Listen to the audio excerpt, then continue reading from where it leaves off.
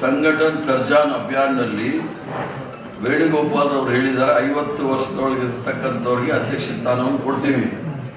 ಆದರೆ 50 ವರ್ಷದ ಮೇಲಿರೋರು ಅವರು ಸಕ್ರಿಯವಾಗಿದ್ದು ಆಮೇಲೆ ಪ್ರಭಾವಿಗಳಾಗಿ ಅವ್ರಿಗೆಲ್ಲ ರೀತಿಯ ಶಕ್ತಿ ಇದ್ದರೆ ಅಂಥವ್ರನ್ನೂ ಸಹ ಇಟ್ಕೊಳ್ತೀವಿ, ಅವ್ರು ಕೈ ಬಿಡೋಕ್ಕೆ ಹೋಗೋದಿಲ್ಲ. ಅದರರ್ಥ ನಮ್ಮ ಮೊದಲನೇ ಪ್ರಾತಿನಿಧ್ಯ 50 ವರ್ಷಗಳಿರ್ತಕ್ಕಂಥ ಯುವಕರು ಬರಬೇಕು. ಅವರು ಇನ್ನೊಂದು 10-15 ವರ್ಷ ಪಕ್ಷದಲ್ಲಿ ಕೆಲಸ ಮಾಡಿ ಬೆಳೆಸತಕ್ಕಂಥವ್ರು ಹುಡುಕ್ತೀವಿ.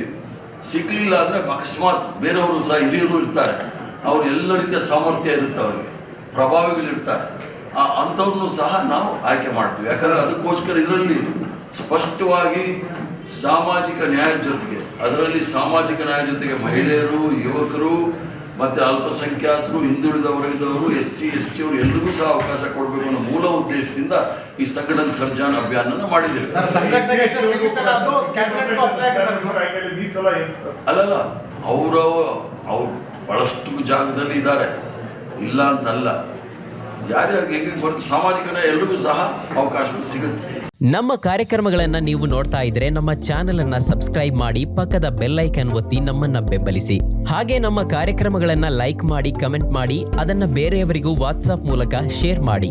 ನೀವು ಹೀಗೆ ಮಾಡಿದಾಗ ನಮ್ಮ ಚಾನೆಲ್ ಇನ್ನಷ್ಟು ಮತ್ತಷ್ಟು ಜನರಿಗೆ ತಲುಪಲು ನೀವು ನಮ್ಮೊಂದಿಗೆ ಸಹಕರಿಸಿದ ಹಾಗಾಗುತ್ತೆ. ಇದು ನೀವು ಯಾವುದೇ ಖರ್ಚಿಲ್ಲದೆ ಕೆಲವೇ